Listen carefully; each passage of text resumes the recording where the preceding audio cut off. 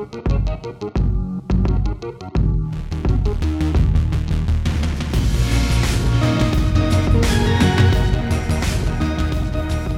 Nerf Herders, I'm Addy Thomas. And I am Ben Milton. Thanks for joining us for another episode of Certain Point of View. We're talking about the Star Wars universe and things that are very closely related as well. We're going to get to our some news in the Star Wars world in just a moment, but I just want to remind you that we also are able to do this because of people like you who actually support us, whether that's through Patreon, and you can find out about that on our website and click it on Patreon if you'd like to be a part of this and get more content from us. But fortunately, we also have supporters like my friend Maria Monzon, who is my insurance agent as well, and she has been able to help me navigate that world a whole lot easier than I, because it's one of those things that the moment I hear the word insurance, like I just want to hide under my bed sheets, just go to sleep, just disappear, because that's one of those worlds that gets my head spinning, because I couldn't care less. I don't understand most of the terminology, but fortunately it's good to have someone you can trust and someone who's very clear with what they can do in that world. And Maria is one of those people, and she's actually a supporter of our show. And if you are looking for someone who can provide you a variety of types of insurance through Liberty Mutual, she is someone I highly recommend, and you can check her out. You can go to our website, certainpov.com, and click under the support section. You can find out more about the services that she offers right there.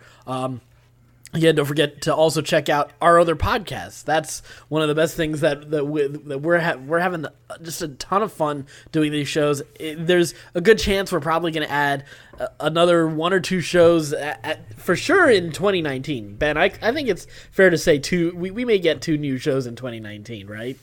At least. Yeah, I think it's at almost. Least. I think we may have one by the end of the evening.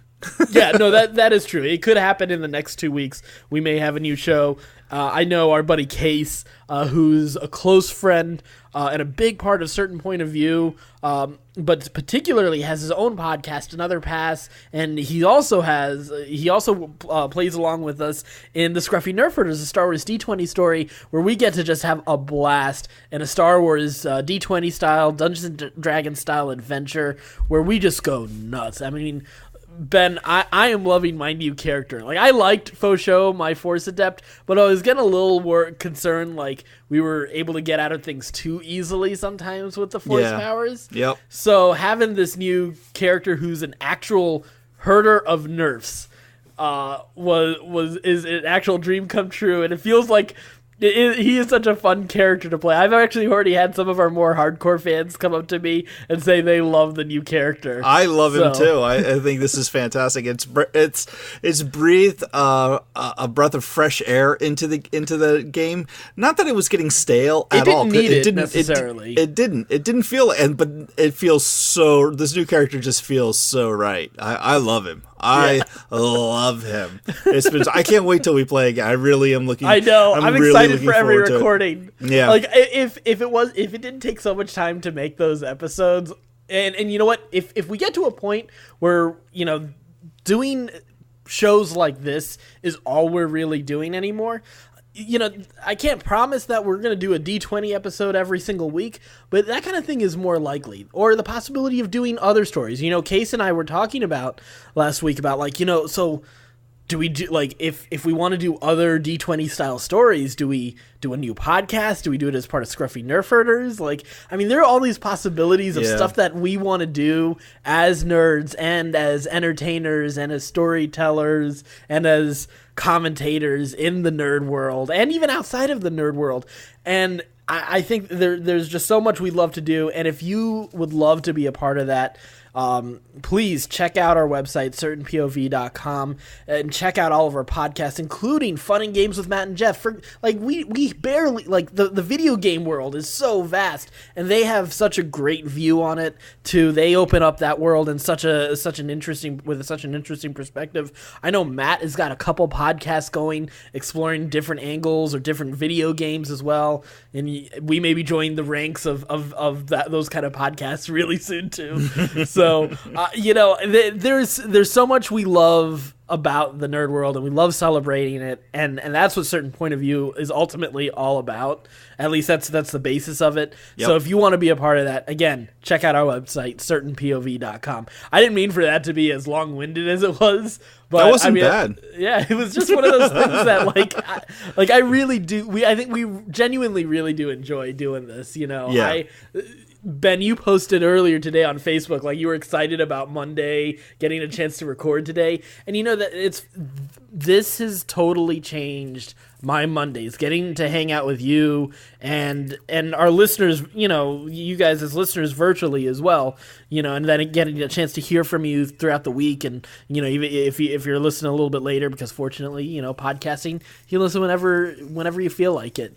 Whenever we get to, I love talking to you guys about all of this nerd stuff. I told somebody, I think Ben and I are the kind of people that if we had to choose one thing to talk about for the rest of our lives, for me, I can say with confidence, for me, if it was Star Wars, that's all I could talk about till the moment I died. It would be Star Wars, for sure. Oh, for me, it's definitely me. I totally talk about myself all the time. It's kind of like I do now. I just do it under the guise of Star Wars and everything else, but it's really all about me. Well, that was a little eye-opening. Anyway. Are you surprised by that, really? I mean, I'm not really surprised, but I really did think you could probably talk about Star Wars till the moment of death. Oh, and I will, just under the guise of what it means to me. Yeah. Oh man. So anyway, let's get into it. Actually, before we get into it, sort of in a related, in a sister company, have you been paying attention to more of the news with Guardians 3 and James Gunn and all that drama? I haven't really heard anything new. The last I heard was there was some pictures and stuff, and he was definitely not coming back. Yeah, well, he's definitely not coming back. Batista is... I don't think it's very likely that he's going to be in this next movie, because right now he's campaigning for them to at least use his script. And it seems like there's a good chance that Disney will not be using his script, because they have actually, at this point, they've officially put the movie on hold, told the crew to go find other work. That movie's probably not happening anytime soon. Not in this phase. Or they may have to late next phase. Yeah, right, and they're gonna have to find a new director with maybe a new vision. It's going to be interesting to see. I think it's done. At that point, you're kind of done. Like Batista's talking about walking out. Yeah. All of the stars signed their names to that appeal to get Gunn back, and he's not coming back. Yeah. I think you just scrap it at this point. You've got all of the other Fox and characters coming into the Marvel universe. Right. It's a whole lot easier just to start there. And then, and just let the Guardians go rather than try to breathe life in that and go to the well one too many times. I'm kind of that opinion as well. I'm kind of like, you know what, I hope, I don't know, maybe they reshoot a few things in Infinity War and write out the Guardians. I don't know. My thought is completely reinvent the team. And I like the idea of... So, I think there are two characters you could keep from the Guardians. I think you keep Rocket and Groot. You just... Either you write out Drax, or say that he's just standing really still on the ship somewhere, and he's just invisible the whole time. So you don't have to bring back Batista at this point. Actually, that makes me a little sad to think about that, because I love Drax. I do too, and I like Batista. Dave Batista. I love Dave Batista. He's a great guy. Really he's a local guy. Did you know that? No, I had no idea. Yeah, he's a DC dude. Worked as a bouncer in one of the clubs downtown. Oh, no way. Yeah. I mean, I like the whole cast. I like Mantis too. Oh, really? That's cool. So him and Mantis are great together. You're right. Yeah, I mean, there's so many characters who have been part of Guardians of the Galaxy. Well, here's the thing. You could do it. I think here's a prime opportunity with, who knows what's going to happen to some of the A-listers in in Infinity War Part 2 or whatever it ends up being called. But Ragnarok really breathed new life into Thor. And I think Thor as the head of a new version of the Guardians of the Galaxy would be great. You bring in Korg, you bring in Beta Ray Bill. Thor and Beta Ray Bill on the same team is insane. Yes. That's Yes. ridiculous. That would be amazing. That would be ridiculous. Or maybe you have that as the bridge to move away from, like you have Thor for one last ride afterwards, you know? Yeah, and he introduces him to Beta Ray, and Beta Ray takes his place, and exactly. you let Chris Hemsworth ride off into the sunset. Or, he becomes King Thor, he becomes the new Odin, essentially. The new Odin, right. So which is really what should happen, yeah. Right, he rolls in, he evolves into a new role. So, I mean, there's a lot of fun stuff you could do. I just don't want to be the guy who does that because, I mean, that guy has a major uphill battle to climb. Like, people thought Ron Howard had a tough hill to climb with Solo, and he absolutely did. But man, I would hate to be whoever. I think you let it go, right? Yeah. I mean, like if you're Disney, you're looking at this and going, there's no upside to continuing to make a Guardians of the Galaxy movie at this stage of the game. You gotta let the dust settle and let people forget about James Gunn for a little bit. I think Disney's not going to be able to look away from the strength of the Guardians brand, which who imagined 10 years ago that we'd ever say the strength of the Guardians of the Galaxy brand, but it is a strong brand, and it's a team that's also had a variety of members on it, even in the comics. I mean, Kitty Pryde has been on the team. Captain Marvel's been on the team. Venom has been on the team. So it is. Yeah, for sure. I'm not saying that you couldn't find team members to make up that team for sure. Yeah. But it's not like Marvel is desperate for a brand. IPs. Yeah, they're like, especially now that they've got all the Fox characters back. Now they have the X-Men, they've got Fantastic Four. They have a lot more to play with. That's very true. At this point in time, I'd be surprised if we got a Guardians 3. That's true. So, well, let's move on to from that into the Star Wars universe. So we've got a bit of casting news. Turns out that Dominic Monaghan, who you may remember from Lost as Charlie, and of course from Lord of the Rings as the Hobbit Merry, he will be joining the cast of Star Wars Episode 9. There's absolutely no information on who he's going to be. I kind of imagine. So here we go with wild speculation. I'm going to go with scrappy resistance fighter. Oh, really? I'm going to go with Imperial? Probably an Imperial, admiral of some sort. Admiral, really? He's a little short for an admiral. Nah, Luke was a little short for a stormtrooper, but he still pulled it off. Fair enough. That worked so well. I can't believe that. I was like, he'll never bite on this. I will. I'll go for it. Thank you so much. That's really what this friendship is about. I don't know. I mean, he could be an alien for all we know. That is true. That is true. He could just be doing mocap work. Who knows? Well, I kind of hope he plays like a hobbitish kind of person, though. Oh, that would be kind of interesting. I will say one of the cool things is he's been a guy who's been campaigning to get into Star Wars for a while, so it's nice to see someone who is a fan get on there. And you know what? We've seen plenty of guys being able to do that. Simon Pegg got a chance to get in on this new trilogy as well. Grunberg. Exactly. We're always hearing little different cameos of people like as stormtroopers for the most part. John Hamm, Yeah, Tom Hardy in that deleted scene, which Kevin I know Smith. I've heard some people who hate that. I actually kind of like it. The Tom Hardy. Have you ever seen the Tom Hardy deleted scene? Yeah, I thought it was sort of fun. It's fun. But for everyone who's complaining about the sense of humor in the new movies, that definitely doesn't work for them. So you might want to, you got to let that go a little bit. That's not one of those hills that I necessarily need to die on when it comes to defending The Last Jedi. No. So. So it'll be interesting to see. Let's move on, though. The big news, though, is that we finally got some legit details about the new Disney service, and we found out that it has an actual name now. The service is reportedly going to be called Disney Play. It's not expected to launch until late 2019, so we still have a year. Yeah, we have the possibility for something to change, depending on, branding can always change up at that point. Right now, the big competition obviously is Netflix. Netflix has about 130 million subscribers around the world. And right now, Bob Iger at Disney, his biggest priority for the company during 2019 is launching Disney Play.